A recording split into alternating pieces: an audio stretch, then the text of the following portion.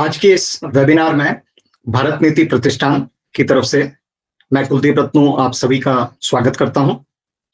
आज की हमारी वेबिनार के मुख्य वक्ता श्री उदय माहुरकर जी हमसे जुड़ चुके हैं। आप हमारे सूचना आयुक्त हैं। उदय माहुरकर जी बहुत लंबे समय तक पत्रकारिता से जुड़े रहे। गुजरात में रहते हुए आपने इंडिया टुडे के लिए लगभग 3 दशकों तक काम किया है और कई महत्वपूर्ण विषयों पे आपके जो आलेख हैं वह राष्ट्रीय विमर्श का विषय रहे हैं। आपने कुछ पुस्तकें भी लिखी हैं गुजरात में रहते हुए, और उसके बाद जब आप दिल्ली में आए सीनियर एडिटर और प्रमुख संपादकीय पदों पे इंडिया टुडे में रहते हुए, तब आपने एक और पुस्तक लिखी, मार्चिंग विद द बिलियन। प्रधानमंत्री नरेंद्र मोदी जी के कार्यकाल पे शुरुआती जो पहले 3 साल थे और उनमें जो महत्वपूर्ण निर्णय लिए गए, उस पर आपकी पुस्तक बहुत चर्चित रही, बहुत उस पर उसकी समीक्षा हुई और उसकी प्रशंसा हुई है। उसके अलावा उदय माहुरकर जी का इतिहास में बहुत अध्ययन है और इतिहास के विषयों पे आप अक्सर बोलते हैं, लिखते हैं, और आधुनिक भारत के इतिहास में आपने श्री वीर सावरकर का बहुत गहन अध्ययन किया है और वीर सावरकर से जुड़े विषयों पे उदय भाई को एक प्रमुख वक्ता के रूप में देश भर में बुलाया जाता रहा है और उनसे उनके जो चिंतन रहा, उनकी जो सोच रही भारत की राष्ट्रीय सुरक्षा के बारे में, भारत की राष्ट्रीय एकता के बारे में, उन सब के बारे में उदय भाई बहुत स्पष्टता से और गहराई से अपनी बात रखते आए हैं। पिछले कुछ समय से उदय भाई राष्ट्रीय अपने सूचना आयुक्त के पद पर काम करते हुए भी आपने एक नया, क्योंकि राष्ट्र के लिए और संस्कृति के लिए बहुत ही महत्वपूर्ण मुद्दा है, और आपने यह मुहिम छेड़ी है सेव कल्चर सेव नेशन। और इस मुहिम में आप हमारे देश के जो भी गणमान्य लोग हैं, देश के समाज संस्कृति के प्रतिष्ठित लोग हैं, उन सब लोगों से संपर्क कर रहे हैं और उनसे बात कर रहे हैं क्या मुद्दा है, क्या चुनौतियां हैं, क्या संकट खड़ा हो रहा है, और उस परिस्थिति में हमें सबको मिलकर क्या काम करना चाहिए। तो आज हम उसी विषय पे जो उदय भाई ने मुहिम ली है, उस मुहिम के बारे में उदय भाई से ही जानकारी चाहेंगे, और हम यह भी अपेक्षा रखते हैं आप सब लोगों से कि इस मुहिम से जुड़ें और इसको आगे ले जाएं। लेकिन क्या है, क्यों इस मुहिम की आवश्यकता पड़ी, ये जो मिशन उदय भाई माहुरकर ने जो शुरू किया है सेव कल्चर सेव नेशन, तो क्यों उदय भाई को ऐसा लगा कि ये अब आवश्यक हो गया इस बारे में कुछ सक्रियता दिखाना, देश भर के लोगों को जो ऐसी चिंता करते हैं, देश की संस्कृति की चिंता करते हैं, देश की पारिवारिक मूल्यों की चिंता करते हैं, उन सबके लिए उन सबको जागृत करना, उन सबका नेतृत्व करना, उन सबको प्रेरणा देना, ये उदय भाई ने बीड़ा उठाया है। तो क्यों उठाया और क्या उसमें आगे कर रहे हैं और क्या परिस्थितियां हैं, क्या संकट है, और क्यों हम सबको इसके बारे में गंभीरता से मनन करना चाहिए और सक्रियता से आगे काम करना चाहिए, यह सब हम आज उदय भाई से ही सुनेंगे। पहले उदय भाई का उद्बोधन होगा और उसके बाद आप सब लोग उनसे सवाल जवाब कर सकते हैं। मैं उदय भाई से निवेदन करूंगा। नमस्कार कुलदीप जी। कई जाने माने चेहरे दिख रहे हैं मुझे इस चर्चा के अंदर, और ये जो मुद्दे मैंने जो उठा है उस पे जुड़ने का मुझे एक विशेष आनंद है। देखिए, सेव कल्चर सेव नेशन, ये जो मुद्दा है, ये मेरे मन में करीबन 16 साल से मेरे मन में ये एक तरीके से घूम रहा है। देखिए, 1990s की फिल्म आती थी, आपने देखा होगा, एक हेल्दी कंटेंट आता था ज्यादातर, और 90s जैसे निपटने आया तो एक खराब कंटेंट शुरू हुआ। आप देखें कि गए दिसंबर में निर्भय कांड को 10 साल पूरे हुए हैं। उस टाइम पे एक कार्यक्रम हुआ, उसमें आशा देवी जो निर्भय की मां है, उन्हें कहा कि जब पूरा देश मेरी बेटी के लिए निकल पड़ा था आज से 10 साल पहले, मुझे लगा था कि बलात्कार की घटनाओं में काफी कमी होगी आगे जाके, लेकिन बलात्कार तो रुकने का नाम नहीं ले रहे, बढ़ते ही जा रहे हैं। असल में क्या कारण था वो उस टाइम पे समझा नहीं पाई। मैं ये मुद्दा उठा रहा हूं करीबन 16 साल से अलग अलग फोरम के अंदर। मेरा स्पष्ट मानना है कि रेप का डायरेक्ट लेना देना जो कंटेंट आ रहा है उससे है। मनोरंजन के नाम पे जो ओटीटी में कंटेंट आ रहा है, सोशल मीडिया पे जो आ रहा है, फिल्म्स के अंदर आ रहा है, और पोर्नोग्राफी तो है ही। ये मूल कारण है बलात्कार की घटना जो रुक नहीं रही है उसका। बलात्कार इसका एक स्वरूप है, और भी कई चीजें आ रही हैं। देखिए अभी एक बीच में एक न्यूज आई थी कि एक्स्ट्रा मैरिटल रिलेशन के अंदर भी खूब ज्यादा घटनाएं बढ़ रही है। इस टाइप की रिपोर्ट्स आती रहती है। आप देखेंगे, अगर आप ओटीटी की एक कॉमन फिल्म आप देखेंगे आज, तो आप उसको देख नहीं सकते। मतलब बाप बेटी, भाई बहन, ये वो फिल्म देख ही नहीं सकते 10 मिनट से ज्यादा। इतनी उसमें सेक्सुअल विकृति है, उसके अंदर इतनी गाली गलौज है। वैसे सोशल मीडिया पे आप देखेंगे तो फिल्म आती है, ससुर बहू का व्यभिचार पे फिल्म आती है, देवर बहू के व्यभिचार पे फिल्म आती है, शिक्षक और विद्यार्थी के व्यभिचार को लेकर फिल्म आती है। ये टाइप की विकृति है। जो लोग ये कहते हैं कि ग्रेट एक्सप्रेशन ऑफ फ्रीडम पे प्रहार नहीं होना चाहिए, तो मेरा उनसे प्रश्न ये है, क्या ये एक्सप्रेशन ऑफ फ्रीडम का गैर फायदा नहीं है? क्या एक्सप्रेशन ऑफ फ्रीडम को लेके लोग इस पूरी बात को लेके व्यभिचार बेच के पैसा कमाने का प्रयत्न नहीं कर रहे? तो बहुत गंभीर विषय है ये। और देखिए, ये पूरी एक इंडस्ट्री है। इसमें जो पैसा निकलता है वो हजारों करोड़ रुपए, 20, कोई बोलता है 20,000 करोड़, बोलता है 80,000 करोड़, कोई बोलता है 40,000 करोड़। और ये पैसा सबको जाता है, मीडिया को भी जाता है। तो इसमें आप देखा होगा आपने कि इसमें कोई बुलंद आवाज उठाने को तैयार नहीं है। और जैसे कि इतने रेप के केस बढ़ रहे हैं, 3 महीने की बच्ची पे रेप हो रहा है, 3 साल की बच्ची पे रेप हो रहा है, लेकिन हमारी संवेदना जैसे कि खत्म हो चुकी है। तो अगर हम विश्व गुरु बनने की बात करते हैं, तो हम विश्व गुरु कैसे बनेंगे? विश्व गुरु के अंदर एक आध्यात्म का एलिमेंट है, एक स्पिरिचुअल एलिमेंट है। अगर हमारी भावी पीढ़ी अगर व्यभिचारी हो गई तो हम कैसे जीतेंगे इसको? हम कैसे विश्व गुरु बनेंगे? कैसे महान देश हम कैसे बनेंगे? कि बड़ी बड़ी इमारतें खड़ी करेंगे, बड़ी महासत्ता बन के हम संतोष लेंगे और हमारा कल्चर निबट गया होगा? और याद रहे कि क्रिश्चियन धर्म के अंदर फैमिली वैल्यूज पे खूब जबरदस्त भार है। अगर आप बाइबल पढ़ेंगे तो उसके अंदर वाद विवाद का विषय हो सकता है, उनकी कन्वर्जन एक्टिविटीज विवाद का विषय है, लेकिन उनकी फैमिली वैल्यूज पे काफी उसका भार है। लेकिन क्रिश्चियन देशों ने आज से 60 से 80 साल पहले इस टाइप का जो कल्चर को स्वीकारा, और आज उनकी हालत क्या है? एक बहुत बड़े संत थे गुजरात के, भारत के भी बड़े संत थे, स्वामी परमात्मानंद जी। बीच में वो स्पेन गए थे, वो मुझे बता रहे थे, मैं स्पेन में एक होटल में चेक इन किया उन्होंने, तो मैनेजर बोलता है कि मेरी बगल के होटल में हम 4 पॉर्न साइट फ्री दिखाते हैं, वो हम 8 दिखाते हैं। उसको बेचारा मालूम नहीं था कि ये संत है। तो ये हालत हो चुकी है। तो कहने का मतलब कि मेरा मुद्दा ये है कि समाज को इस पे एकजुट होना पड़ेगा, समाज को इसमें एक टाइप का प्रेशर बनाना पड़ेगा। कोई मुझे कहता है कि सरकार क्यों नहीं करती? सरकार अपना काम कर रही है।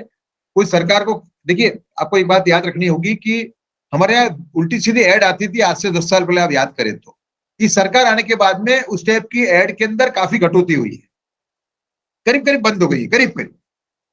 तो सरकार का डायरेक्शन बराबर है, और सरकार को अगर कोई विचार चिंतन करना है तो हम सरकार को मदद करेंगे। तो क्योंकि इस कैंपेन का मैंने जो शुरुआत मैंने की भोपाल से की, आज से 1.25 महीने पहले। तो देखिए ये मुद्दा कितना जुड़ा हुआ है समाज के साथ, और लोगों के मन में कैसा बसा हुआ है, इसका दाखला ये है कि मैंने फिल्म बनवाई थी इसके ऊपर, जहाँ एक 12 साल की लड़की वाद विवाद कर रही है फिल्म मेकरों के साथ में, कंटेंट मेकर के साथ में, और उनको कहती है कि आप ये गंदा कंटेंट बनाते हो, आप मेरा रिस्पेक्ट नहीं रखते हो, और आपके वजह से बलात्कार बढ़ रहे हैं, हम लड़कियां उसका भोग बन रही है।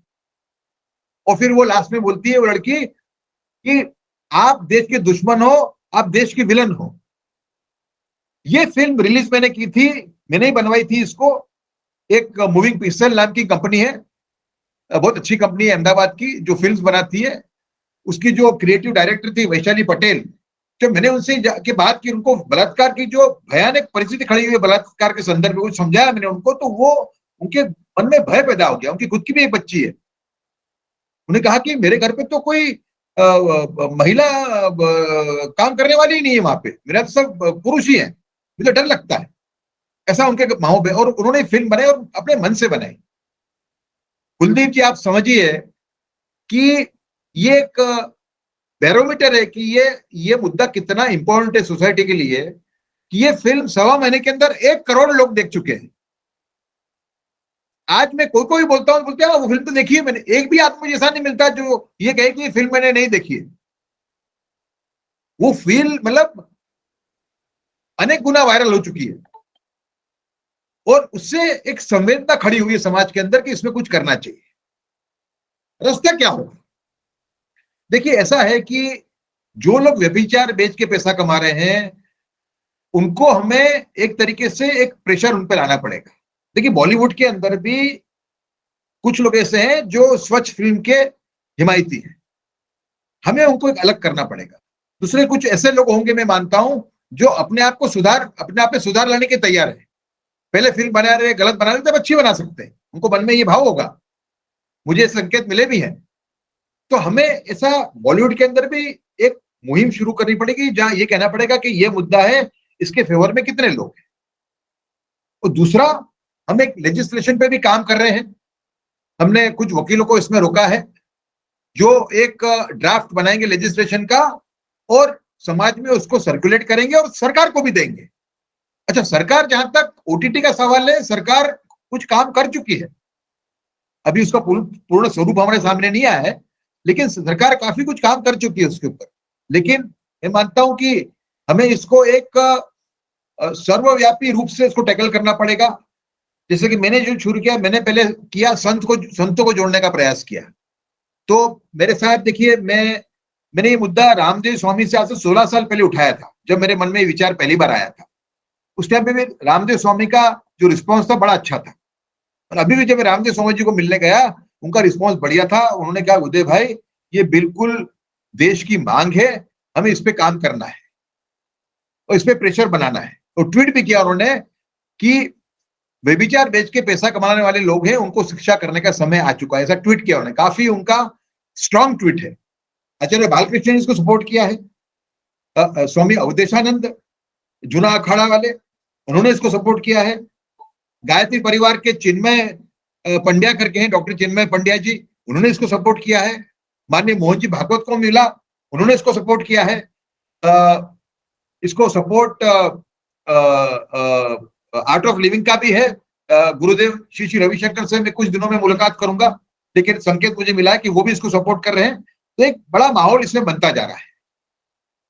तो इसमें एक हमें समाज के लेवल पे इसमें काम करना होगा, एक प्रेशर बनाना होगा, सबको एकजुट करना होगा। मैं मानता हूं कि हमें यूनिवर्सिटी लेवल पे भी काम करना पड़ेगा। देखिए, एक ऐसा मुद्दा है जिसकी तरफ कमलों का ध्यान है या ध्यान है, तो उसको उठाने की हिम्मत नहीं है। और मैं इससे 16 साल से मेरे मन में ये एक जिस्म नाम की फिल्म आई थी 2003 या 4 के अंदर, जिसमें मतलब उस टाइम के स्टैंडर्ड से वो फिल्म बड़ी खतरनाक थी और एक तरीके से व्यभिचार को बढ़ावा देने वाली थी। तो उस टाइम पे ये मुद्दा मैंने कई लोगों के साथ उठाया था। उसके बाद में मैंने ये क्रिश्चियन लोगों के साथ में ये मुद्दा उठाया है मैंने, लेकिन मुझे प्रतिशत चाहिए ऐसा मिला नहीं। फिर एक सज्जन है, मेरे दोस्त हैं, गौतम वीक करके, उन्होंने मुझे सुझाव दिया कि इसको आप रेप से जोड़ें, तो इसमें आपको प्रतिशत मिलेगा। मैंने इसको रेप से जोड़ा और प्रतिशत मुझे मिलना शुरू हो गया। तो आज परिस्थिति यह है कि लोग इसके प्रति जागरूक थे। मैं बेलगांव गया था करीबन 1 वीक पहले, तो वहां पर छत्रपति संभाजी महाराज की मूर्ति का अनावरण मेरे हाथ से हुआ था। तो वो कार्यक्रम के अंदर जब मैंने वक्तव्य में मैंने कहा कि हमें सिर्फ छत्रपति संभाजी महाराज की जय बोल के हमें सो जाना है या देश के लिए कोई बड़ा काम करना है, उस टाइम पे मैंने इसका जिक्र किया और मैंने कहा कि इसमें आप जुड़े। बहुत अच्छा प्रतिसाद था। दूसरे दिन मेरी कुलदेवी के मंदिर पे मैं गया, वहां पे मेरी कुलदेवी रेणुका देवी, परशुराम की माँ मेरी कुलदेवी है, तो वहां पे भी करीबन 150 बहनें थी वहां पे। जब ये मुद्दा मैंने छेड़ा तो उसमें कई औरतें भाव विभोर हो गई। कहने का मतलब कि मुझे संकेत मिल रहा है कि ये मुद्दा जो है काफी सीरियस मुद्दा है, खास करके इसमें मिडिल क्लास के लोग जो हैं वो काफी उनके मन में ये एक एक मुद्दा ये खेल रहा है कि ये हमारे समाज के आगे जाके क्या होगा। तो मैं मानता हूं कि इसमें एक माहौल बन चुका है, इसको आगे ले जाना है। मेरा जो विजन वो ये है कि एंटी करप्शन मूवमेंट जो 2011 में जो पूरा उभर के आया था, वो रूप इसमें उभर के आना चाहिए। और ये जो मुद्दा है वो उससे भी ज्यादा गंभीर है।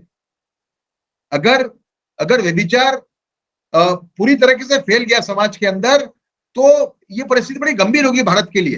भारत का जो सपना है एक विश्वगुरु बनने का, वही असफल हो जाएगा। तो मेरा आपसे अनुरोध है कि आप जो भी कर सकते हैं इसमें करें, मेरे से जुड़ें। इसके अंदर मैं और भी स्टेप लेने जा रहा हूं। जो फिल्म मैंने रिलीज की 100 पहले, अब मैं एक थीम सॉन्ग रिलीज करूंगा जो जिसमें रामदेव स्वामी जी ने मुझे कहा है कि मैं भी आऊंगा, इसके अंदर कुछ दूसरे संत भी जुड़ेंगे। इसके अंदर एक थीम सॉन्ग हम लॉन्च करेंगे। मैंने जैसे पहले कहा कि ड्राफ्ट लेजिस्लेशन एक बनाने का हम प्रयत्न करेंगे। एक गाइडलाइन एक्शन प्लान भी हम देने वाले हैं कि जो लोग जुड़ना चाहते हैं वो क्या क्या कर सकते हैं। जैसे कि आप कोर्ट केस कर सकते हो, आप डेमोन्स्ट्रेशन कर सकते हो, आप सोशल मीडिया पे इसको कैंपेन के रूप में लॉन्च कर सकते हो अपने खुद के लेवल पे। जैसे कि मेरे साथ एक अभय शाह नाम के सज्जन जुड़े हैं जो स्वच्छ साइबर भारत नाम का कैंपेन चलाते हैं। बड़ा अच्छा ही कैंपेन है, 2 साल से चलाते हैं वो, स्वच्छ साइबर भारत। वो कहते हैं कि जो जो ये विभत्स कंटेंट जो अवेलेबल है फोन के ऊपर, इस पे रोक लगाई जाए। बहुत अच्छा कैंपेन है। उन्होंने 1,08,000 सिग्नेचर उन्होंने लिए अभी तक। उसमें कई एमपीज हैं, कई बड़े बड़े नेता भी हैं उसके अंदर। और पूरा मुद्दा ये है कि पूरा एक माहौल बने समाज के अंदर ये विकृति के सामने, और माहौल ऐसा बने कि जो एक एथिकल कोड बने। जो मूल हमारा ये है कि एक एथिकल कोड बने, जो फिल्म की थीम क्या होगी, फिल्म के अंदर सीन्स कैसे होंगे, उसको तय करें। और दूसरा कि कोई इसको फ्रीडम ऑफ एक्सप्रेशन के सामने एक मुहिम गिनता है तो गलत बात है। मेरा उनसे प्रश्न है कि इस टाइप की जो विकृति वाली फिल्में आ रही है, क्या ये फ्रीडम ऑफ एक्सप्रेशन का जो पूरा एक हक है उसका दुरुपयोग नहीं है? तो we are talking about healthy film content. ये समझने की आवश्यकता होगी। कई लोग इसको इसको एक तरीके से जो लोग के इसमें पैसे जुड़े हुए हैं, जो लोग इसमें से पैसा कमा रहे हैं, वो प्रयत्न करेंगे इसको एक तरीके से इसको अलग डायरेक्शन में ले जाने का।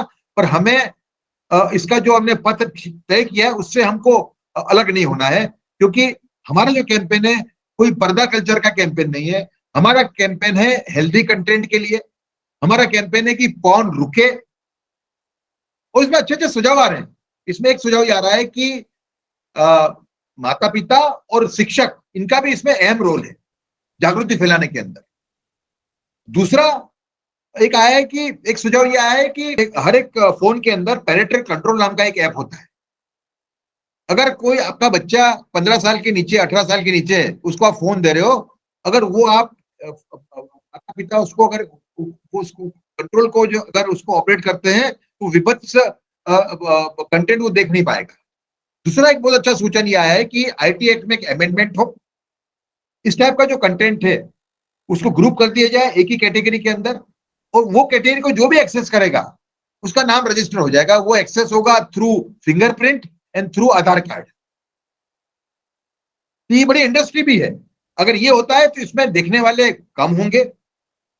अगर देखने वाले कम होंगे तो इसका रेवेन्यू भी घटेगा। लेकिन आज परिस्थिति बड़ी गंभीर है। आप देखिए कि समझो एक लड़का, गांव का लड़का, हाँ, संस्कारी घर का लड़का सिटी में काम करने आता है और पेइंग गेस्ट के रूप में एक फैमिली के साथ में रहता है। उस फैमिली में कोई एक बहन है, लेडी जो है वो समझो 30-35 साल की है, दिखने में अच्छी है। जब वो आता है गांव से, तब वो लड़का उनको, उस महिला को एक माँ या बहन के रूप में देखता है। इस टाइप की जब फिल्म देखता है वो व्यभिचार वाली, तो उसके मन में क्या भाव खड़ा होगा, ये आपको सोचना है। तो ये परिस्थिति गंभीर है। देखिए आप देखिए कि जैसे कि कई लोग हैं, मतलब जैसे कि मालकिन और नौकर की व्यभिचार की फिल्में आती है, ये तो बढ़ावा देने वाली बात है। तो हम सब इस पे गौर करें। धन्यवाद उदय भाई। आपने परिचय दिया, आपने जो समस्या खड़ी हुई है उसके बारे में आपने जो मुहिम शुरू की है और उस मुहिम की आवश्यकता पे आपने प्रकाश डाला, और क्या किया जा सकता है, सब लोग कैसे जुड़ सकते हैं, इस पे भी आपने बात की है।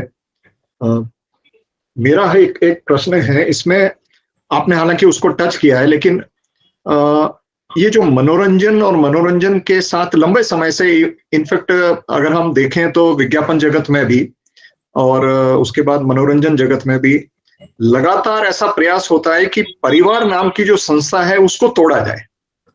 और परिवार की संस्था को तोड़ने के पीछे उनके अपने व्यावसायिक हित हो सकते हैं, या उनके अपने कुछ सांस्कृतिक हित हो सकते हैं, या ये जो हमारी सनातन संस्कृति जो हजारों सालों से हर तरह के आक्रमण को झेलती आई और फिर भी मजबूती से खड़ी रही, क्योंकि हमारे यहाँ परिवार की जो यूनिट है, परिवार नाम की जो इकाई है, वो बहुत मजबूत है और वहां से वैल्यूज मिलते हैं, वहां से संस्कार मिलते हैं।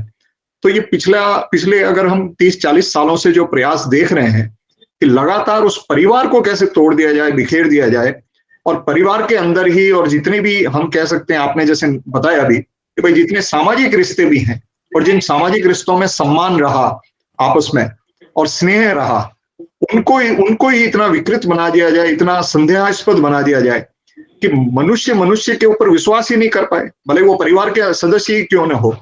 तो ये जो स्थिति आ गई, और इसका एक उदाहरण है, अभी किसी मित्र ने कहा कि भाई पहले होता था, कोई भी बड़ा होता था वो किसी भी बच्चे को बड़े स्नेह के साथ उसको पकड़ना, अपने अपने पास बैठाना, उससे बातें करना, ये सब बड़ा नॉर्मल सा होता था। अब तो बच्चा छिड़क जाता है, क्योंकि बच्चे को समझा जाता है भाई कि आपके कोई हाथ भी लगाया तो you have to be careful. ये जो सिस्टम खड़ा हो गया, इतना शक से अगर हम देखेंगे अपने परिवार में भी, अपने आसपास समाज में, अपने शिक्षकों को, अपने अपने सहकर्मियों को, तो पूरा मुझे लग रहा है कि सारा जो संकट खड़ा हुआ है वो संकट हमारे परिवार के सामने है, और परिवार अगर बिखर गया तो फिर समाज और राष्ट्र के सामने कुछ बचेगा नहीं। तो इस पे मैं चाहता हूं कि परिवार का विषय है, इसके कानूनी क्या पहलू हो सकते हैं, सामाजिक क्या पहलू हो सकते हैं, आप थोड़ा प्रकाश डालें। देखिए, एक तो हमें इसमें एक लेजिस्लेशन लाना पड़ेगा, और दूसरा जागृति फैलानी पड़ेगी। तो मूल इसका लेना देना है कंटेंट के साथ। कंटेंट अगर हम रोक पाने में अगर सफल होते हैं, या उस पर एक तरीके से कर्व करने में सफल होते हैं, तो इस चीज में कटौती कुछ समय के बाद हो सकती है। ऐसा नहीं बिगड़ गया, ये तो क्या है, एक के बाद एक प्रहार हो रहा है। आप देखिए कि फेसबुक के ऊपर ये टाइप की जो इंसेस्टस फिल्म्स जो आती हैं, उसको आप डिसलाइक करोगे चली जाती है, वो 2 दिन के बाद फिर से आ जाती है। तो ये तो पूरा एक प्रहार ही चालू है, समझो आप। तो ये इसको हमें रोकना होगा, वरना हम इससे बच नहीं पाएंगे। तो इसके मैंने जैसे बताया, इसमें एक लेजिस्लेशन इसका एक निकाल है, सामाजिक प्रेशर बनाए उसका निकाल है, और दूसरा एक एथिकल कोड तैयार हो। और दूसरा कि इसके अंदर महिला का बहुत बड़ा रोल है, कि जो मैंने अनुभव किया है, इसमें महिला का रिस्पॉन्स बहुत अच्छा आता है। उनको हमें जोड़ना चाहिए, यूनिवर्सिटी में जाना चाहिए, हमें यूनिवर्सिटी के अंदर ही बताना चाहिए कि भाई मनोरंजन का मतलब क्या है। मैं नहीं मानता कि कोई भी स्टूडेंट जो है, जो भारतीय संस्कृति से जुड़ा हुआ है, वो इस टाइप की फिल्म में सपोर्ट करेगा, मैं नहीं मानता। पर हमें उनको जागरूक करने का प्रयास तो करना पड़ेगा। अगर लड़का 17-18 साल का है और वो थोड़ा इस टाइप की फिल्म के प्रभाव में है, अगर हम समझाते हैं तो समझने को तैयार है, मैं मानता हूं। तो एक इसका एक्शन, पब्लिक एक्शन, इसका एक उसका पहलू है। दूसरा है लेजिस्लेटिव एक्शन। इसे दो या 3 इसके मेन पहलू हैं। जी धन्यवाद उदय भाई। अब मैं निवेदन करूंगा हमारे आज के प्रतिभागियों से, अगर किसी को कुछ प्रश्न पूछना है कुछ कमेंट्री, कुछ टाइप्स, कुछ क्वेश्चंस हुए। Yes sir, professor Hemant Sharma. Uday ji, बहुत बहुत आपका आभार कि आपने बहुत ही कम समय में इतने सारे पहलुओं पर एक साथ प्रकाश डाल दिया। और जैसा कि आपको टॉपिक दिया गया था, save the nation, save the culture, आपने एक पहलू पर दिया इतना बोल्डली। आपसे कहना चाहूंगा, और लोग इस पे सोचते हैं, विचार करते हैं, पर इस तरह से मंच पे आके आपस में बातचीत में नहीं करते हैं, छोटी गोष्ठियों में भी बात नहीं करते हैं। आपने महत्वपूर्ण बात उठाई। अब यहाँ पर 2 मिनट मैं पहले बताऊंगा, फिर एक प्रश्न है आपका। मेरा जो अवलोकन है, एक मनोवैज्ञानिक के रूप में, शिक्षा के संदर्भ में आपने बात की, बच्चों के बारे में बात की, इसके आपने 3 पहलू बहुत महत्वपूर्ण विषय से बताए। एक तो इसका जो मनोवैज्ञानिक पहलू है, सामाजिक आपने परिवर्तन की बात की, सामाजिक सांस्कृतिक पहलू बताया, थोड़ा सा आपने वैधानिक जो कानूनी पक्ष है, अभी जिन्होंने कुलदीप ने भी बात कही, क्या है। अब इसका एक तो परिस्थिति जो हमारे सामने आ रही है, आपने मीडिया की बात कही है, प्रारंभ से आ रहा है। दूसरा, इसके प्रस्तुत कुछ कारण हैं, कुछ परिणाम है। मैं इसको 3 बिंदुओं पर बात करूंगा। एक तो जब आपने कहा extra marital pre marital relation, जब उसकी इच्छा से हो, कंसेंट से हो, एक बात। जब कंसेंट से नहीं है या 18 या 16 साल से कम की बात है, तब इसका वैधानिक पहलू है। तो वहां पर तो चूंकि हमारे पास में कानून है, उपाय किया जा सकता है, पर लोगों में ये भय अब मुझे लग रहा नहीं है। दंड का एक भय होता है, वरना आप सोचिए 1 मिनट में मुझे एक दिन भी कहीं रखा जाए तो मैं अपनी इच्छा के विरुद्ध रहना नहीं चाहता हूँ। वो 10 साल या 15 या 20 साल कैसे रह रहा है, वो ये क्यों नहीं सोचता है। एक तो ये सोचने वाली बात। अब जैसा कि आपने बताया, सिनेमा में, फिल्मों में आपने कुछ नाम भी लिए, पुराने कई ऐसे उपन्यासों में, और सोशल मीडिया पर इस तरह की बातें आ रही है। हम अपनी कल्चर में, भाई ने बताया अभी कि कई वर्षों से पहले चला आ रहा है। तो यहाँ पर नाम नहीं लेते हुए, जितने भी प्रकार के राष्ट्र हैं और उनकी संस्कृतियां हैं, उन सब में भी ये चीजें कहीं ना कहीं आई हैं। तो ये तीनों बातें जो है एक साथ चलेंगी। हम यहाँ पर इसका धार्मिक, सांस्कृतिक, राजनीतिक थोड़ा सा, और कहीं कहीं पर इसका आर्थिक पक्ष भी है, पर जो कानूनी वैधानिक पक्ष है उसको लेके तो आपने बहुत अच्छी बात बताई। इसमें मुझे एक बात लग रहा है, जो मैं आपकी बात से सहमत भी हूँ 100%, कि किसी प्रकार से साहित्य में, संस्कृति में, इस मीडिया में, और ये जो सीरियल्स आ रहे हैं उनमें, एक लाइन में कहूंगा, मैरिटल एडजस्टमेंट, वैवाहिक समायोजन की बात की जाती है। बहुत सारे उसके शत्रु हैं, डाइवोर्स के कई कारण है, पर सबसे भयंकर शत्रु यही है, प्री मैरिटल और एक्स्ट्रा मैरिटल। क्योंकि इसमें कंसेंट भी है, इसलिए आप जो व्यभिचार की बात कर रही हैं, वो भ्रष्टाचार तब आएगा, जबरदस्ती तो नहीं, इसलिए रेप में तो नहीं जा सकता वो, ये किया जाए। और थोड़ा सा आपने बताया, उसका हिंदी शब्द मुझे नहीं मिल रहा है, इंसेस्टुअस रिलेशंस नाम लें, किसी भी धर्मशास्त्रों का नाम लें, वहां पर भी इनका वर्णन आता है। भारतीय संस्कृति में भी 8 प्रकार के विवाह बताए गए हैं समाजशास्त्र में, तो उनमें भी चीजें हैं। तो थोड़ा सा इस पर बताएं।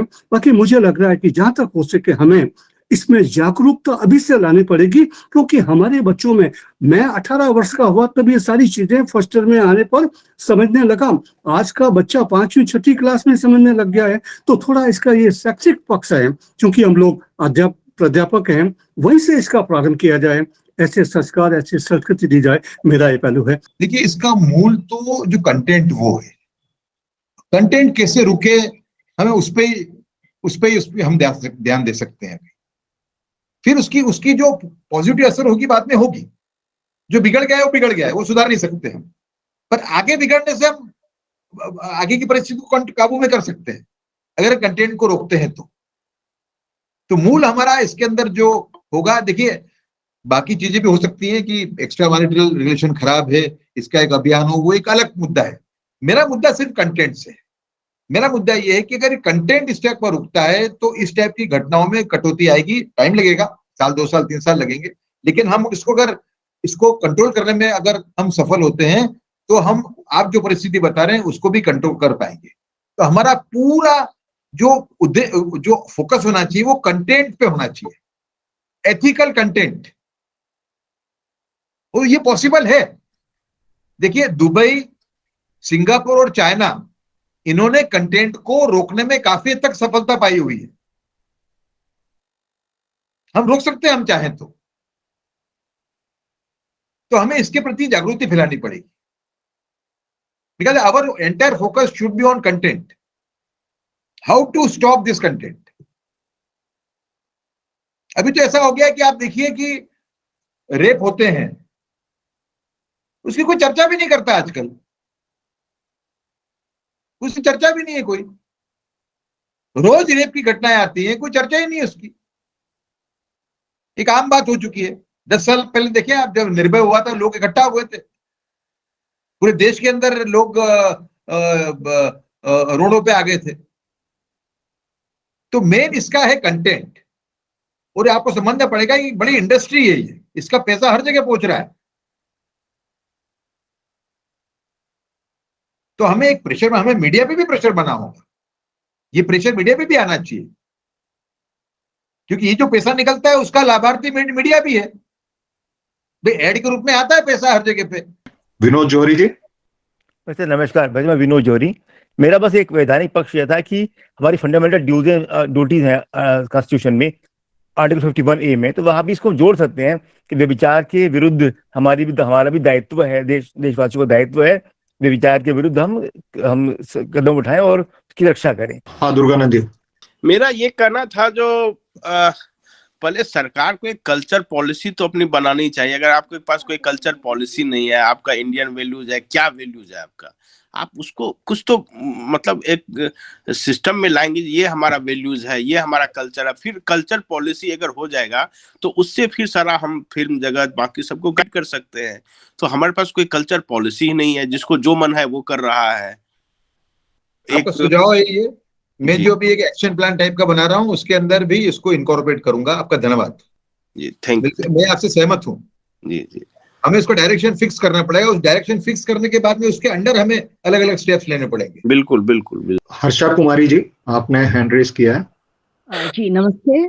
मेरा ये कहना है कि देखिए कुछ चीजें ऐसी होती हैं कि या तो जनता को ये लगता है कि इस टाइप की जो फिल्म है इससे बेहतर कुछ हो ही नहीं सकती, इसलिए ये देखने आते हैं। पर राष्ट्रीय प्रोडक्शन ने कई ऐसी फिल्में बनाई, अब ये भी हमें देखना, जनता की इस पसंद को भी देखना होगा कि अगर वो उल्टी सीधी फिल्म देखती है, राष्ट्रीय प्रोडक्शन को आप देखिए, वो बहुत साफ सुथरी फिल्म बनाती है, उसको भी लोगों ने उतना ही ज्यादा पसंद किया। सारी उनकी कितनी फिल्म सुपरहिट हुई हैं और बहुत अच्छी। हमारा जो पूरा जो पिचिंग है उसके अंदर ये बात को इंक्लूड किया है हमने कि देखिए तारे ज़मीं पर फिल्म आई थी, कुछ ऐसे प्रोड्यूसर हैं जिनके फिल्मों पे आज उंगली उठाई जा रही है, लेकिन उन्होंने खुद ने भी अच्छी अच्छी फिल्म बनाई। चक दे इंडिया उसका एक एग्जांपल है। तो अच्छा कंटेंट दिखता ही है जी। आप देखिए साउथ के अंदर, अब ये अभी एक ये PS1 नाम की फिल्म है, पोनियन सेल्वन 1, एक गंदा सीन उसमें नहीं है पूरे पिक्चर के अंदर। जी इसलिए मैं ट्रिपल आर के अंदर वॉयलेंस है, लेकिन उसमें एक गंदा सीन नहीं है ट्रिपल आर के अंदर। जी जी जी। तो मैं यही कहना चाहती हूँ, सिर्फ हम भारतीय जनमानस को ये ना सोचे कि उन्हें सिर्फ गंदी ही चीज पसंद है, वो अच्छी भी चीज एट द सेम टाइम स्वीकार करते हैं। पर हाँ, यहाँ मुझे ये भी एक देखना होगा कि जितनी भी अच्छी फिल्में आई हैं, बहुत ज्यादा तो देखिए अब मैं भी नहीं देखती हूँ फिल्म, लेकिन जब देखा करती थी तो नॉर्मली अच्छी फिल्म जो होती थी वो पारिवारिक फिल्म पे ही होती थी। तो क्यों ना कुछ ऐसे भी कंटेंट लेके फिल्म बनाए जाए जो बहुत अच्छी हो और उन कहानी भी वैसी हो जिसपे लोग उल्टी सीधे फिल्म बनाते हैं, और एक साफ सुथरी फिल्म उसके प्रतिकार के रूप में बनाई जाए ताकि लोगों को लगे कि नहीं, उसकी जगह इतना साफ सुथरा भी फिल्म बने। इसके लिए हम बॉलीवुड के अंदर भी एक प्रयत्न कर रहे हैं लोगों को टच करने का, कि बॉलीवुड के अंदर भी कुछ तत्व ऐसे हैं, कुछ लोग हैं अच्छे जो अभी भी साफ सुथरी फिल्म के हिमायती हैं, उनको हम साथ लेने का प्रयत्न कर रहे हैं। और मेरा विश्वास है कि बॉलीवुड के अंदर भी एक तबका उभर के जरूर आएगा जो इस बात को सपोर्ट करेगा। अभी हमने बॉलीवुड को टच नहीं किया ओपनली। एक समृद्धि पोरे नाम की एक बहुत अच्छी एक्ट्रेस, प्रोड्यूसर, डायरेक्टर है, मराठी फिल्म की, हिंदी में भी काम किया उन्होंने, तो वो मुझे मिलने आई थी अभी बीच में, करीबन 15-20 दिन पहले। तो उनको ये इतना अच्छा लगा, उनके मन में ये था कि अगर 8-12 साल का लड़का इस टाइप का कंटेंट देखता है तो उसकी मानसिकता क्या होगी। बड़ी उससे वो बड़ी विचलित थी इस बात को लेके। मुझे बड़ा अच्छा लगा, जबकि वो फिल्म इंडस्ट्री का भाग है। और उनके साथ मैंने चर्चा की और मैं इस नतीजे पे पूछा कि हमें बॉलीवुड के अंदर भी हमें जो अच्छे लोगों को साथ में लेना चाहिए, तो एक माहौल बनाना चाहिए कि अच्छा हेल्दी फिल्म कंटेंट खड़ा हो। ऋषिकेश मुखर्जी, राजश्री प्रोडक्शन, तारे ज़मीं पर जैसी फिल्में, ऐसी फिल्में बने, इसका हमें ऐसा एक माहौल हमें खड़ा करना चाहिए। उस डायरेक्शन में हम काम कर रहे हैं। जी, और भरत मुनि ने भी बहुत पहले ऐसी चीजों का संकेत दिया था कहीं भी हिंसा हो या कुछ ऐसी चीज जो कथा की मांग के अनुसार जरूरी तो है, पर उन्होंने उसको रंगमंच पे दिखाना नहीं था, बस उसको था कि किसी तरह आप संकेत दे दीजिए। तो किसने कुछ कहा ऐसी था भी ये? चीजें हम कर सकते हैं। ये किसने कहा था ये हर्षा कुमारी जी? जी, भरत मुनि के नाट्य शास्त्र में आप देखेंगे तो भरत अर्थोपक्षेपक मुनि में। करके एक चीज है, तो वहां पे अर्थ का आप संकेत दे दीजिए बजाय कि सारी कुछ, क्योंकि अगर आपको बलात्कार को लेके फिल्म बनाना है तो उद्देश्य हमारा ये है कि बलात्कार से एक लोगों के अंदर एक गुस्सा हो, पर आज के समाज में क्या होता है कि हम उस दृश्य को ही 5 से 15 मिनट खींचते हैं और उससे होने वाले जो समस्या उस पे विचार नहीं करते, बस हमारा है कि हमारे पैसे कमाए जाए, कैसे उस 5 मिनट के दृश्य को 15 आप मिनट। मेरी जो फिल्म है हर्षा कुमारी जी, एक फिल्म बनाइए कुलदीप जी, वो फिल्म आप सबको भेजिए, आप इनको, वो फिल्म मैं आपको भेजूंगा, आप इनको भेजिए सबको। फिल्म मैंने बनाई, आप देखिए, बहुत अच्छी लगेगी आपको। दो जी, दो धन्यवाद। मिनट 20 सेकंड की फिल्म है। उसमें एक 12 साल की लड़की डायलॉग कर रही है कंटेंट मगर के साथ में, और ये कह रही है कि आपका गंदा कंटेंट की वजह से हम पे बलात्कार हो रहे हैं। और बाद में वो कहती है कि आप मतलब आपको शर्म नहीं आती इस टाइप की फिल्म बनाते हुए, आप देश के विलन हैं, आप देश के दुश्मन हैं, ऐसा कहती है वो फिल्म 1 करोड़ लोगों ने देख ली है सवा महीने के अंदर। आपके भी सर ट्विटर अकाउंट पे आप उसको अगर सबसे ऊपर वाला ट्वीट जो होता है एंकर करके, अगर जी। आप उसको वीडियो को लिंक कर देंगे तो मेरे ख्याल से लोग आपको ट्विटर पे फॉलो भी करेंगे, अपडेट्स भी लेते रहेंगे और उसको वीडियो को भी वहां से देख के शेयर कर पाएंगे। ऐसा भी कर सकते हैं। मैं वही कर लेता हूँ ये, जी और जी अच्छा सुझाव है आपका जी। जी। एक प्रश्न आया है कि जो प्रॉब्लम है ये हम रेगुलेट तो इंडियन कंटेंट को कर सकते हैं, लेकिन जो वेस्टर्न कंटेंट है उसको हम कैसे रेगुलेट करेंगे जब हर हाथ में मोबाइल है और मोबाइल ओपन है? तो ये एक प्रश्न है। नहीं, मैंने उसका बताया, उसका स्टार्टिंग पॉइंट पे हमें आईटी एक्ट में अमेंड करके सबको ग्रुप कर देना पड़ेगा एक ही ग्रुप के अंदर, और उसको देखने के लिए जो आदमी एक्सेस चाहेगा उसको अपना फिंगरप्रिंट और आधार कार्ड बताना होगा, तो ही उसको एंट्री मिलेगी, बाकी नहीं मिलेगी। और मैं ये टेक्निकल लोगों से भी चर्चा कर रहा हूँ, इसके अंदर ये भी हो सकता है कि जैसे वो देखे, जैसे ही उसको फोन के ऊपर मैसेज आ जाएगा कि आपने अभी अपनी ये साइट अभी ज्वाइन की है आपने, इससे कटौती हो सकती है बड़े बड़े बड़े पैमाने की। बिल्कुल बिल्कुल सर, क्योंकि एनोनिमिटी जो है वही सबसे बड़ा रीजन है कि लोगों को लगता है कि हम एनोनिमस हैं, हालांकि जो साइट्स हैं और जो आपके नेटवर्क प्रोवाइडर्स हैं उनके पास सारा डेटा सबका जा रहा है, लेकिन जो देखने वाला उसको लगता है मैं तो एनोनिमस हूं, मैं कहां बैठ के कुछ भी देख रहा हूं, क्या कर रहा हूं।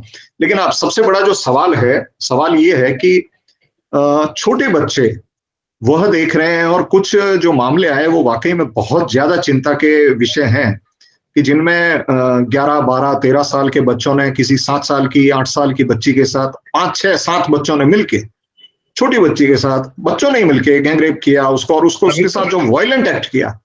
तो ये कहां से आ रहा है? ये सब सिवाय जो फिल्में वो देख रहे हैं उसके सिवाय तो कहीं से भी आने की कोई गुंजाइश ही नहीं है। They are trying to imitate what they are seeing doing adults, और वो भी वो एंटरटेनमेंट के नाम के सर्व किया जा रहा है यूनिवर्सली। तो एक बहुत बड़ा प्रश्न है, और उसकी एक्सेस, बिल्कुल ठीक बात है कि आप एक्सेस जब तक नहीं रोकेंगे तब तक इस कंटेंट को कानूनी हम व्यवस्थाएं करनी पड़ेगी, तकनीकी व्यवस्थाएं करनी पड़ेगी।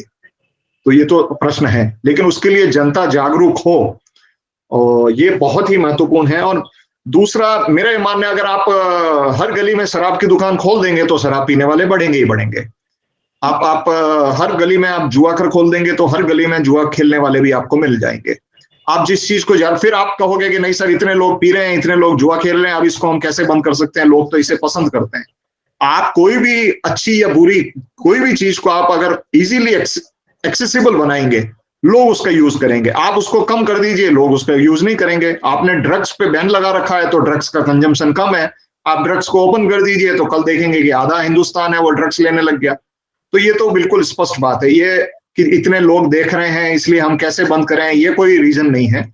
लोग इसलिए देख रहे हैं कि उनके पास इजी एक्सेस है, और दूसरा उनके पास जो एंटरटेनमेंट के कंटेंट के नाम पे यही अवेलेबिलिटी अगर ज्यादा रहेगी तो स्वाभाविक है क्राइम से लेके और वल्गैरिटी से लेके और इंडिसेंट पिक्चर्स हो। दूसरा, अब तो कई बार ऐसा लगता है कि कुछ लोगों ने इसी को अपना लाइफ का, जिसको कहते हैं कि सक्सेस फॉर्मूला बना दिया है, कि दिन भर कुछ ऐसी उठपटांग अपनी तस्वीरें पोस्ट करना सोशल मीडिया पे और मीडिया में रिलीज करना और उसी से प्रसिद्धि अर्जित करना।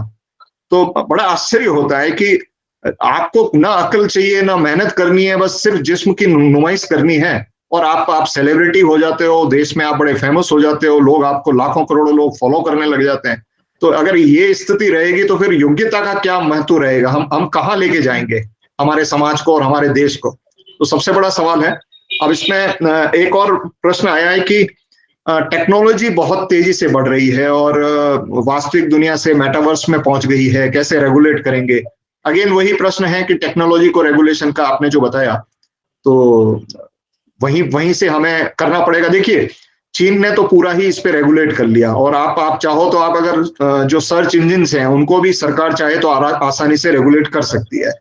मेटावर्स आए या कोई भी आए, आखिर में एक्सेस तो आपको आपके ही नेट के कनेक्शन से होगी, चाहे वो वीपीएन यूज करे या कुछ भी करे, एक्सेस जाएगी आपके नेट प्रोवाइडर से।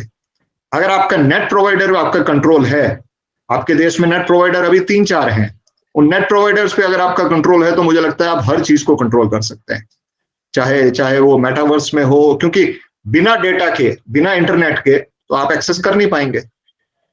तो वहीं से कुछ शुरुआत हो सकती है। तकनीकी बहुत सारे सुझाव आएंगे, मुझे लगता है जिस तरह से चर्चा होगी बहुत सारे इसमें सुझाव आएंगे।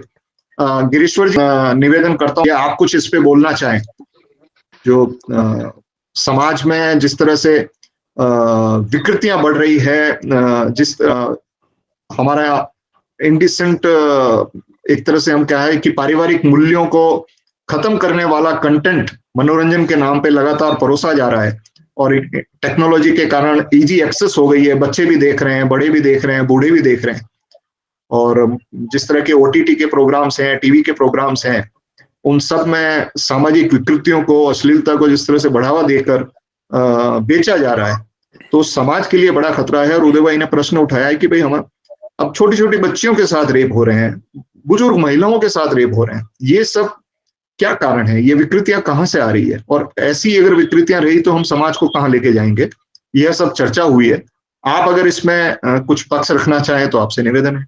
ये एक ऐसी गंभीर चिंता का विषय बन चुका है कि खुली छूट है कि आप कुछ भी इसमें प्रदर्शित करिए और कभी भी आप फेसबुक खोलिए तो नाना प्रकार के सभी जितने भी आपने उल्लेख किया उसको दोहराने की जरूरत नहीं है कि कैसे सेलिब्रिटी जो है वो अपना प्रदर्शन कर रहे हैं और उत्सुकता होती है।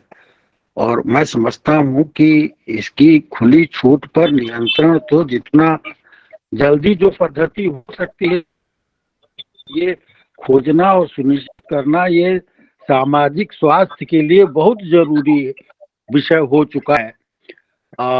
और युवा, किशोर, बच्चे सभी इससे प्रभावित हो रहे हैं और एक विष की तरह से ये चारों ओर फैल रहा है और ये प्रभावित कर रहा है। एक बड़ी चित्र स्थिति यह है कि इसको कई तरह से लोग शेयर कर रहे हैं, पहुंचा रहे हैं चारों ओर, और आप न चाहते हुए भी देख रहे हो, आप खोलते हो तो आपको यही सब नजर आता है।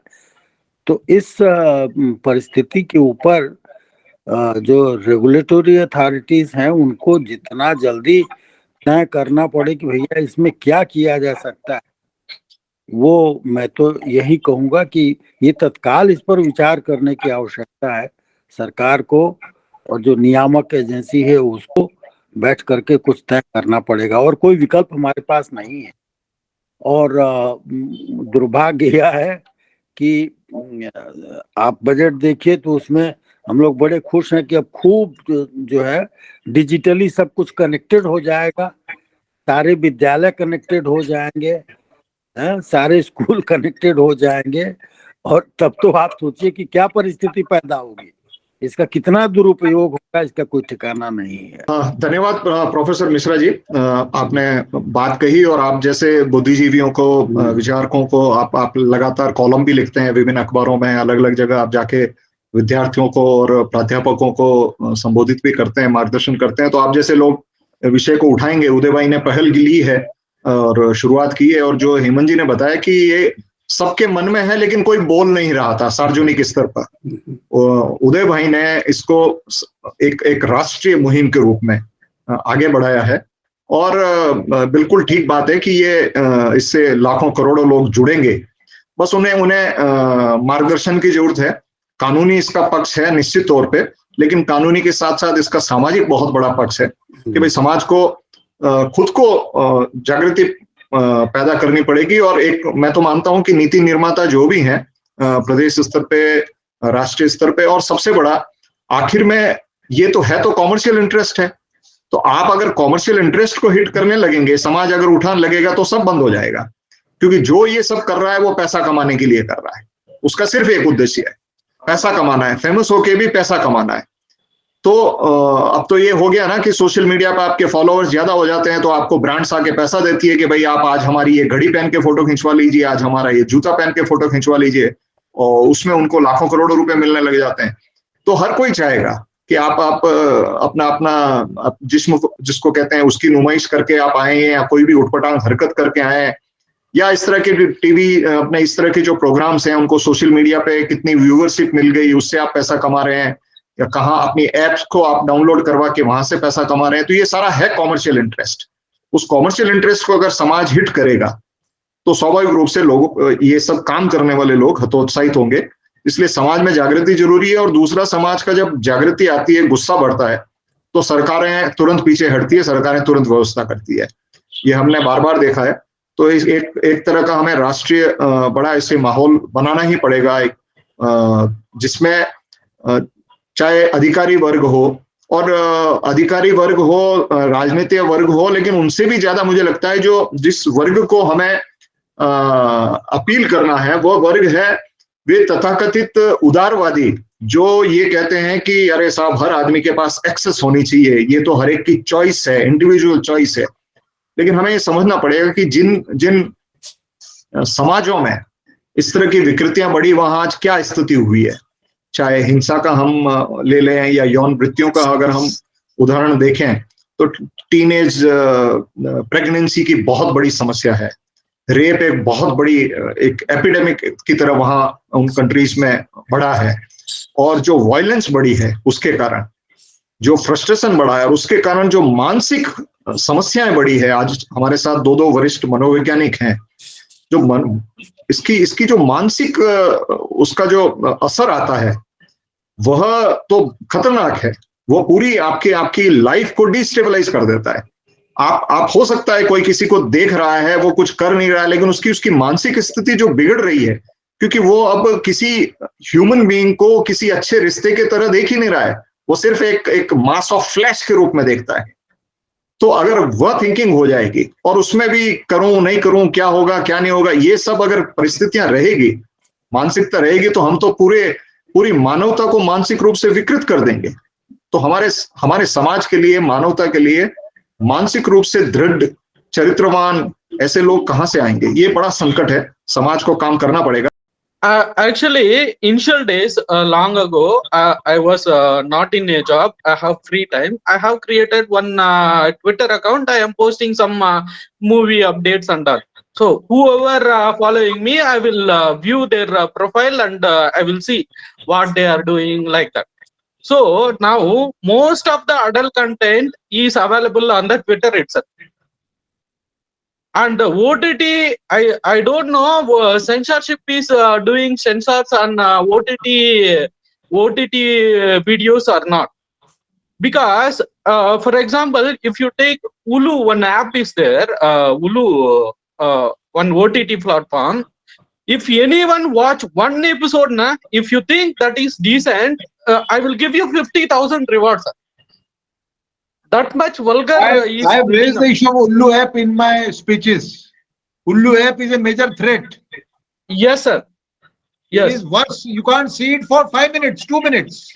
Yes, each and every episode, and also I have noticed a few things. Not only apps, some other apps also is there. That all apps are based on foreign countries. I don't know. This is a proxy war against India or something. I don't know. But UK, London, USA, some apps is there. Some other apps also. I have listed one document also. I prepared, sir. One Word document I have prepared.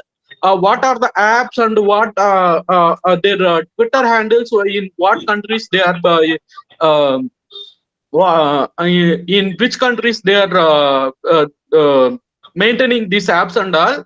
So nearly till now I have 50 to 60 apps is there, which are purely providing pornography videos in India. That too, that videos are making in India with the Indian Indian people. I think some are mostly, I think Bengal or Mumbai is mostly these state people are involved in. How many such apps are there? You said 60. Yes, sir. I have as of now Twitter account. I am every day see few profile accounts is there. They have 200,000 followers and 300,000 followers is there, and they are posting these videos and screenshots, and they are spreading. Some are selling this content. 50 rupees, 20 rupees. I have this video. If you want, WhatsApp me this this amount. I will send you this link. Like that, in Twitter itself, it's I think Twitter nowadays. Twitter is the pornography of Vibhu India. Agrawal. Yes, sir. The owner of Ullu app is Vibhu Agrawal. Yeah, sir. And there is another lady also in that called Anjali Raina. Yes, sir. Anjali, right? Yes, I These think. two people are doing running Ullu app. It is very bad. I Yes, could sir. not see it for 2 minutes. Sir, is there any chance that all OTT web series are censored, or that one? Like all other, any other platform, whether it is Amazon or Netflix or any other OTT platform, all content should be censored. That is the you see, only mainstream films are censored and OTT are free to do whatever they wish to do. Is nothing. We are working, There we is are no limit working on in that. that direction only. Okay, sir. Thank you, sir. Antara ji, you want to ask a question? Yes, sir. Thank you for giving me this opportunity.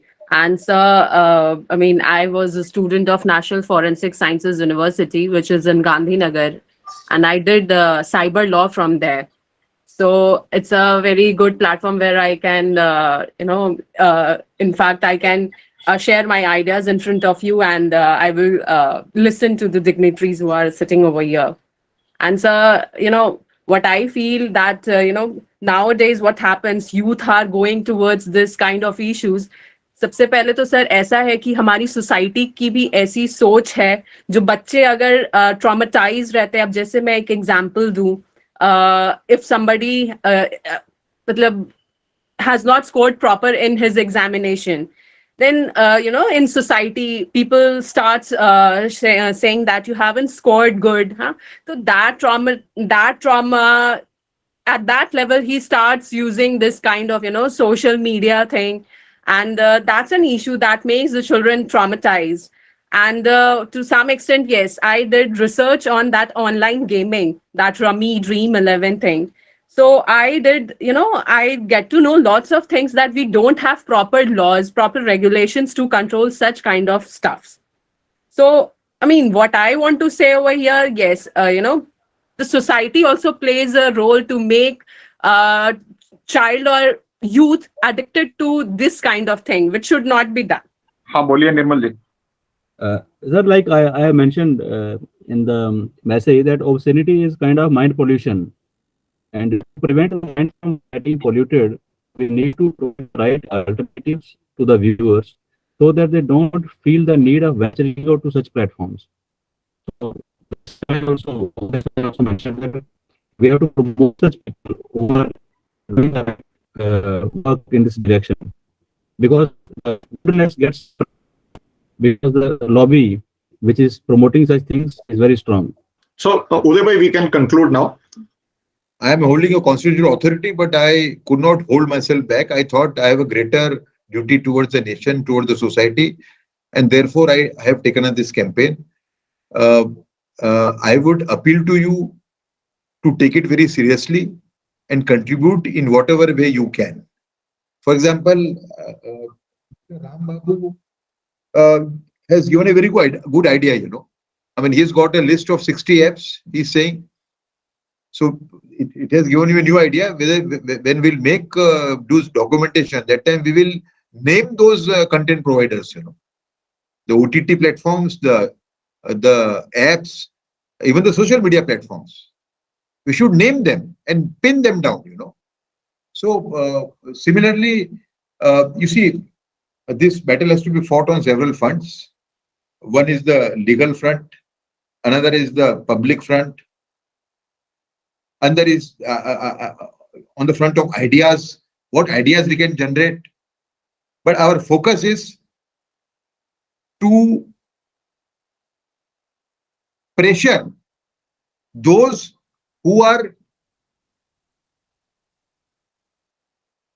earning money by providing sexually perverted content and culturally offensive content. That should be, we should not lose focus. Focus is very clear. How to stop these people, how to create fear. Constitutionally also, we can create a situation where we can create fear. We have seen films being boycotted at a social level. We have seen the power of people, you know. There are films which have not done well. Just because people constitutionally started boycotting those films, you know. So people have great power. And secondly, I will repeat, we are fighting this battle on many fronts. One is the legal front, another is the public front. Third is the front of ideas. How do you generate ideas? Fourth is technical front. Technically, of course, this is part of legal front only. Technically, what all you can do to stop? Basically, the Swachh Cyber Bharat campaign of Abhay Shah is very important. It is basically that material available on phone, which is the main reason, you know. So I would appeal to all of you to contribute in whatever way you can. Right now, there is no trust, but in near future, maybe in the next couple of months, maybe days, you know, a few days, we might think of floating a trust now, you know, because there has to be some structure for people to be able to contribute, you know. So that call I am going to take very soon. But to be on the positive side, we have got the support of some very powerful people in the society.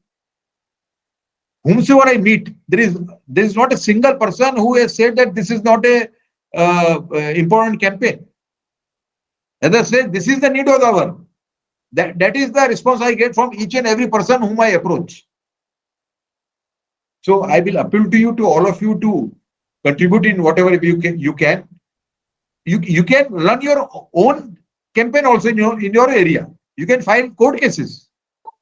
Suppose you file a court case, the producer will be forced to at least hire a lawyer so that he doesn't have to appear in a village or in a district court or in a tehsil court, you know. There are many ways of bringing pressure. Kuldeep ji.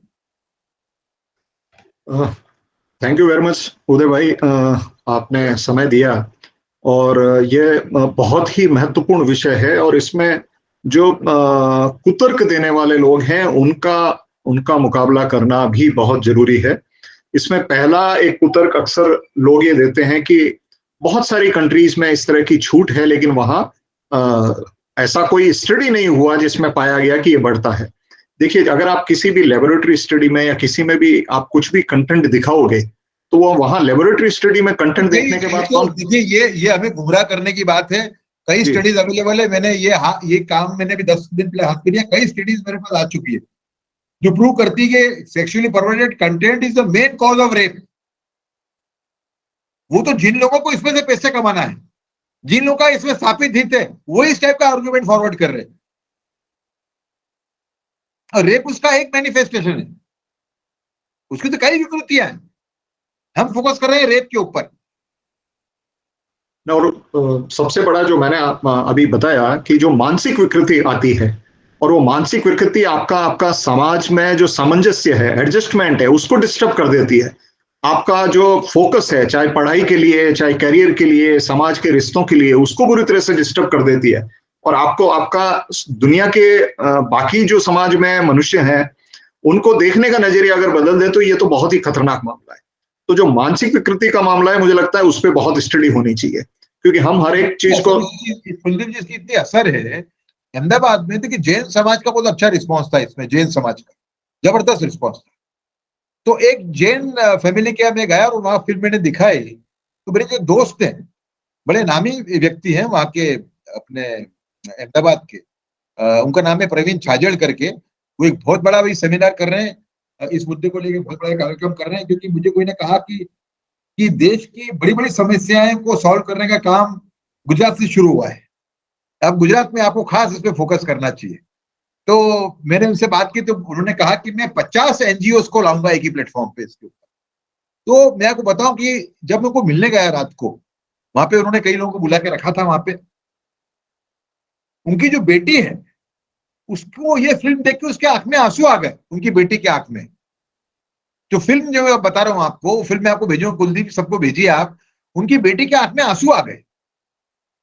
उनको पहली बार ऐसा लगा कि परिस्थिति बड़ी गंभीर है। तो क्या हो गया है कि एक माहौल जैसा बना है कि हमको ये जो सो कॉल्ड फॉल्स लिबरल्स है, जो लोग इस टाइप के कंटेंट के हिमायती हैं, इन्होंने हमें एक तरीके से एक एनेस्थेसिया दे के रखा है। तो दर्द आपको मालूम ही नहीं पड़ता कहां दर्द हो रहा है। तो ये मेरा जो मूवमेंट है वो एनेस्थेसिया बाहर निकाले का मूवमेंट है, ताकि लोग जैसे इसकी उनको जागरूक होते हैं वो तुरंत वो उसका एक्शन आएगा। और ये लॉबी है जो व्यभिचार बेच के पैसा कमा रही है, ये इसके लिए कमा रही है कि वो निरंकुश है। एक बार समाज खड़ा हो गया तो वो बच नहीं पाएंगे वो लोग, वो फिर उनको अपना दुकान बंद करनी ही पड़ेगी। तो समाज जागरूक होगा तो अपने आप ये काम होगा। हमें जब हम स्कूल में हम प्रतिज्ञा करते हैं हाथ आगे करके कि सभी भारतीय मेरे भाई बहन हैं, तो उस प्रतिज्ञा की स्पिरिट को ध्यान में रखते हुए हमें ये संवेदना होनी चाहिए कि हमारा भाई हमारी बहन बिगड़ रही है, ये संवेदना हमें खड़ी करनी है। बहुत बहुत गंभीर विषय है। और देखिए, हर समाज में हर समय में कुछ परवर्जन रहा, लेकिन वो बहुत ही मिन्यूस्क्यूल रहा। अब जिस मास स्केल पे परवर्जन बढ़ने लगा है और मानसिक विकृतियां बढ़ने लगी, यौन विकृतियां बढ़ने लगी है, यह तो पूरी मानवता के लिए, समाज के लिए, देश के लिए, धर्म के लिए, सबके लिए बहुत बड़ा संकट खड़ा करेगी। और जो चुनौतियां हैं देश के सामने, समाज के सामने और व्यक्ति के सामने भी, कैरियर की, पढ़ाई की, अपना जीवन सुरक्षित बनाने की, उन सब में आज हम ऐसी स्थिति में हैं जब ज्यादा से ज्यादा बच्चियां पढ़ाई कर रही हैं, ज्यादा से ज्यादा महिलाएं नौकरी के लिए, व्यवसाय के लिए घर से बाहर निकल रही हैं। उसमें अगर इतनी विकृतियों वाला अगर हम समाज खड़ा करेंगे तो ये समाज सुरक्षित कैसे रहेगा? और हम किसी पे भी भरोसा ही नहीं कर पाएंगे, ना परिवार में किसी सदस्य पे, ना किसी मित्र पे, ना किसी रिश्तेदार पे, ना किसी कर्मचारी पे। तो आप कैसा समाज खड़ा करना चाह रहे हैं? तो बहुत बड़ा मुद्दा है, मानवता के हित में, राष्ट्र के हित में, समाज के हित में, संस्कृति के हित में। उदय भाई ने पहल की है जी। सनातन संस्कृति की जो वर्ल्ड ऑर्डर खड़ा हो रहा है उसके अंदर सनातन संस्कृति का एक अहम रोल होने वाला है। जिस तरह की योगा को अपना लिया हमारे माननीय प्रधानमंत्री के आह्वान पे पूरी दुनिया ने, आप देखिए योगा के लोगों को मालूम पड़ रहा है कि योगा में कितनी ताकत है। तो भारत एक ऐसे मोड़ पे खड़ा है कि जहां वो पूरी दुनिया को एक नया उपदेश देगा, लेकिन उसकी परिस्थिति अगर खराब हो जाएगी तो फिर वो काम कैसे होगा? बिल्कुल ठीक बात है। और चरित्र से ही राष्ट्र का निर्माण होता है, चरित्र से ही समाज का निर्माण होता है। टारगेट रखा है प्रधानमंत्री ने, जो टारगेट रखा है 2047 का, बड़ा अच्छा टारगेट है। आप देखिए कि उनका जो अगस्त में जो स्पीच था इंडिपेंडेंस डे का, उसमें उन्होंने बताया कि उन्होंने क्या क्या हम लोग बढ़ चुके हैं और कहाँ कहाँ हमें बढ़ना चाहिए आगे। बड़े अच्छी विजन रखी है, लेकिन ये जो पूरा मामला है ये एक टाइप का रोड़ा है। इस रोड़े को हमको एक तरीके से रास्ते में से हटाना ही होगा। और फर्क इतना है, कुछ लोग ऐसा मानते हैं कि हम इसको हटा नहीं सकते। मैं ऐसा मानता हूं कि अगर आप में सात्विक तत्व है, अगर आप एक सात्विक तत्व को लेकर चल रहे हैं, तो कोई भी चीज ऐसी नहीं है जिसको आप हासिल नहीं कर सकते।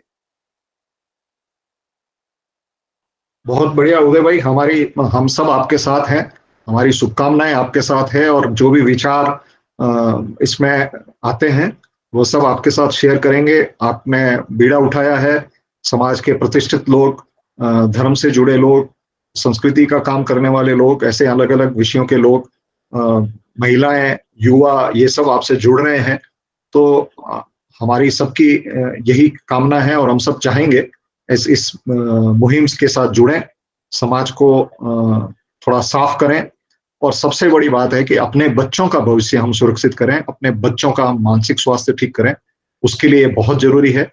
अगर ये कोई चॉइस का मुद्दा नहीं है, इसकी जो रिपरकशंस हैं, इसके जो दुष्प्रभाव हैं, वो बहुत ही घातक होने वाले हैं। उसको हम सोच भी नहीं सकते कि समाज की क्या स्थिति हो जाएगी अगर जिस तरह की मानसिकता बनने लगी है बच्चों की, बड़ों की, तो 10-20 सालों के बाद कैसा समाज होगा हमारे लिए तो बहुत ही मुश्किल हो जाएगा। भले लोगों के लिए रहने के लायक समाज नहीं रहेगा। तो अगर हम समाज को सुधारना चाहें, उस परिस्थिति से बचना चाहें, तो हम सब इससे जुड़े, सक्रिय हों, आसपास बात करें, और उदय भाई ने लीड लिया है, उनका सहयोग करें। इसी बात के साथ मैं फिर से उदय भाई का बहुत बहुत आभार व्यक्त करता हूं कि आपने समय दिया। आप बहुत व्यस्त रहते हैं, और आप इंफॉर्मेशन कमिश्नर के नाते भी आप बहुत ही जिसको कहते हैं डेडिकेशन और डिवोशन के साथ काम कर रहे हैं, और बाकी इतनी ज्यादा आप एप्लीकेशंस भी अटेंड करते हैं और इतने ज्यादा केसेस भी रिजोल्व कर रहे हैं इंफॉर्मेशन कमिश्नर के नाते। वह भी वाकई में एक तारीफ के काबिल एक उदाहरण आपने पेश किया है कि इतना सब कुछ होते हुए भी, समाज के इतने काम करते हुए भी, लेक्चर देते हुए भी, एक मुहिम भी शुरू करते हुए भी, आप अपना जो काम है बहुत अच्छे तरीके से और बहुत तेजी से आपका काम उसमें आप कर रहे हैं, फिर भी समय निकाला, उसके लिए हम सब की तरफ से मैं आपका आभार व्यक्त करता हूं। आप सब प्रतिभागियों ने भाग लिया, प्रश्न पूछे, टिप्पणियां की, अपने सुझाव दिए, आप सबका भी मैं आभार व्यक्त करता हूं।